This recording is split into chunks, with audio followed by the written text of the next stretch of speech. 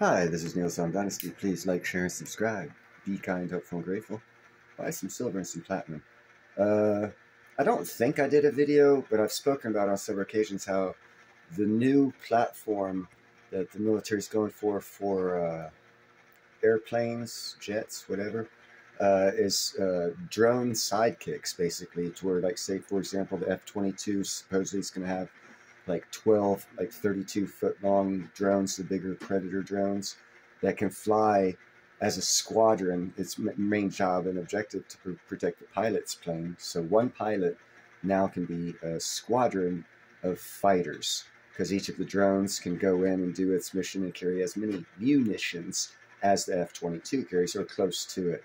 So a pilot and a navigator can control 12 supersonic fighter jets.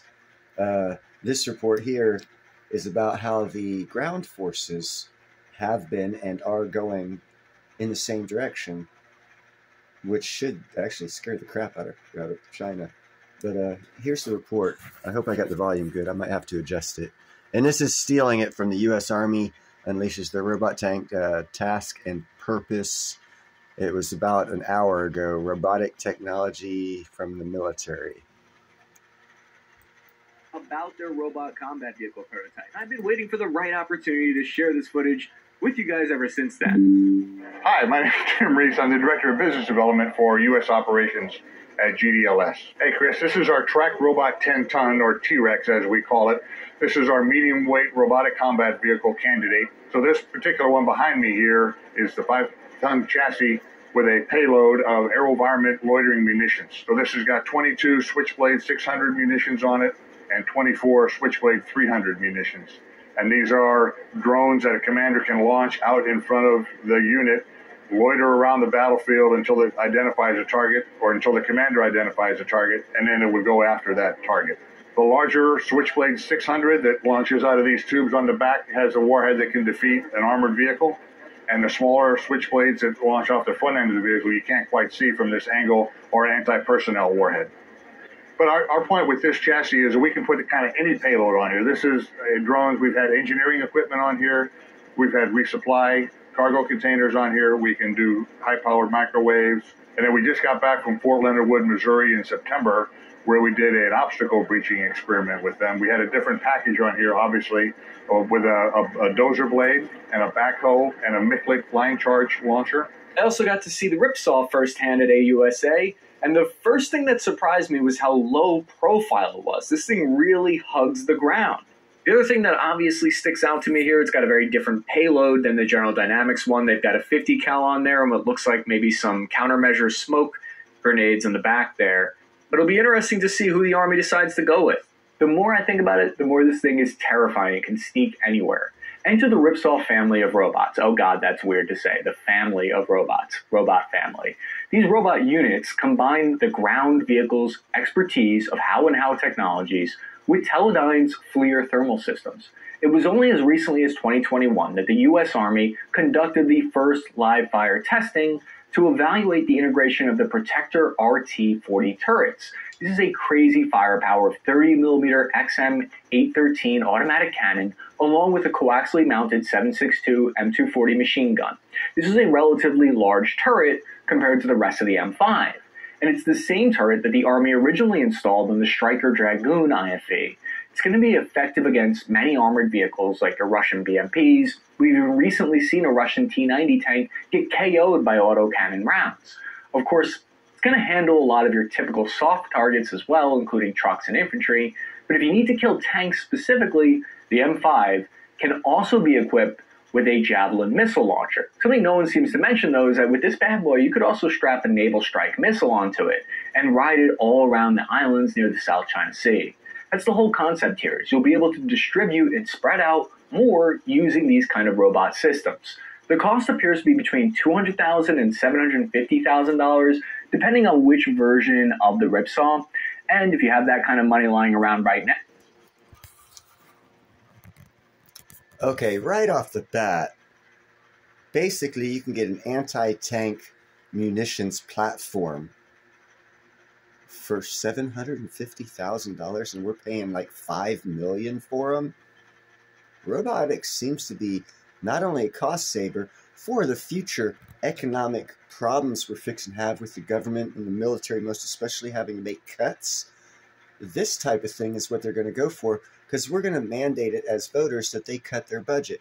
So if they can produce a ripsaw platform for $750,000 to where the other platforms they have that they stick these missile launchers and stuff on cost $5 million, well, there's a tremendous savings. Same with the robotic plane units that I was talking about. So again, society has made it to where we are going to vote for economic destruction reasons to cut the military, and they are already preparing for a robotic military here in America. Just to add perspective to what's going on with the whole economic thing and why I'm bringing you this report is because the cost savings of robotics over what we have now is tremendous. The economic scenario we're in now, no one sees a way out of, with us spending almost $1 trillion a year on the military. So if we cut that trillion down to 300 billion, cut it down by 60-70%, and then start making cuts elsewhere, we could totally get on top of our budget. But the fact remains, the military is preparing for that inevitability. So we should also economically be preparing for the inevitability of a financial crisis coming our way that'll force us to vote for the military to use robotics. Anyhow, back to the show. Now there's even civilian versions, sans the missile launchers, that you can purchase. It takes anywhere between 6 months to build, and it sounds like it's a lot cheaper than the $5 million Strikers. I dug this old U.S. Army PowerPoint up on the Ripsaw. It's filled with buzzwords, never seen so much acronym soup in my entire life that I was swimming through, but worry not, I've dug through and translated it so no one has to wade through the corporate speak. From what I can tell, this platform requires a command and control vehicle to help relay wireless signal. One of the things that appears to be a closely guarded secret at this point that no one really mentions in the open source info, how far away can you operate from the command unit? How good is the Wi-Fi signal? When you fly a drone, for example, you can only get a reliable signal for a certain distance. What is the bandwidth on this bad boy? That's something I would be very curious about if my unit was handed a few of these. Also, my platoon would be called to go recover this thing if it ever loses signal 500 meters away. My guess is it's definitely going to count as a sensitive item, so I'm not sure I would want this multi-million-dollar thing assigned to me to be accountable for. What we do know is there's about 8 patents pending on the Ripsaw in the United States as of 2009, so that's old, outdated information. I couldn't find more up-to-date information except for this patent document suggesting that the patent might have went through in 2010. Another side note, the fact that you can't find any information about it tells me the military has basically already, you can find information on DARPA and what they're doing. And so if you can't find any information on something, it's because it's being actively worked on. Trust me, it's being actively worked on. Otherwise, you should be able to get information on this Ripsaw. Heavy D Sparks did a show on it, on the Ripsaw, the civilian version.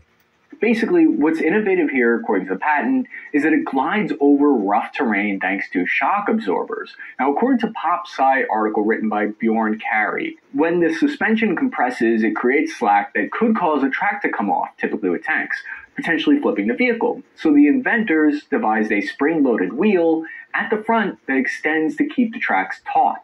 The Ripsaw has never thrown a track. End quote. So they solved a major problem with the tank's tracks. The Howe brothers actually hand-shaped steel cleats and redesigned the mechanism for connecting them in a track. So usually tracked vehicles use a pin and bushing system to connect treads. The Ripsaw, at least back in 2010, used a 2-pound cleat instead, which weighs about 90% less than similar scaled tank cleats. There are 2 main differences between designing a manned tank and an unmanned robotic tank for the battlefield. The first main difference has to do with crew compartments. If you remove the manned part, all physical characteristics such as the silhouette, size, weight, distribution, payload capacity, armor, and armor placement will be affected by that difference.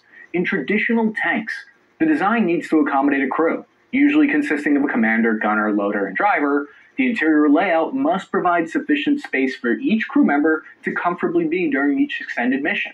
Additionally, there must be provisions for communication and coordination along with crew members. Here, ergonomic considerations are fundamental when you want this metal box to be comfy. In contrast, an unmanned tank doesn't require any crew compartments or human operators.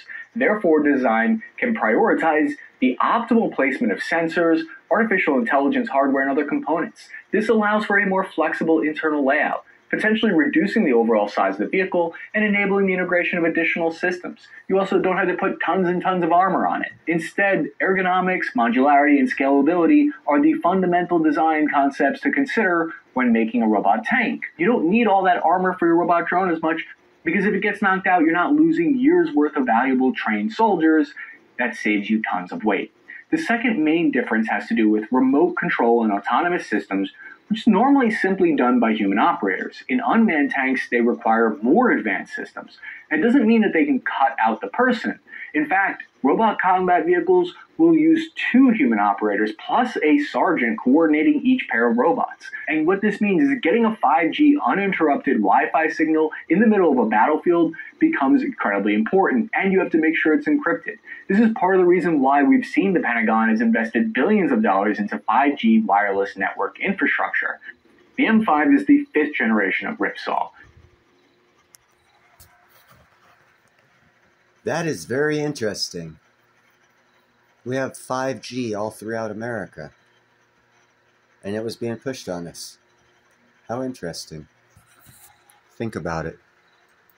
Manufacturers have said that the M5 is the first of its kind, thanks to its unique ability to be truly scalable. This is because of its open architecture and its coding, and the flat deck, which enables integration with different kinds of payloads, makes it highly modular. Modular might be one of the most overused buzzwords ever in the defense industry, but it really fits here. There are even tiny 4.5-ton versions of the Ripsaw. This thing has every kind of capability and configuration imaginable. Army Lego fans will be thrilled, because this vehicle follows the same exact philosophy. The exoskeleton of the M5 tank is a rigidly welded tubular structure. What that means is it's basically like a bike frame, and it's just...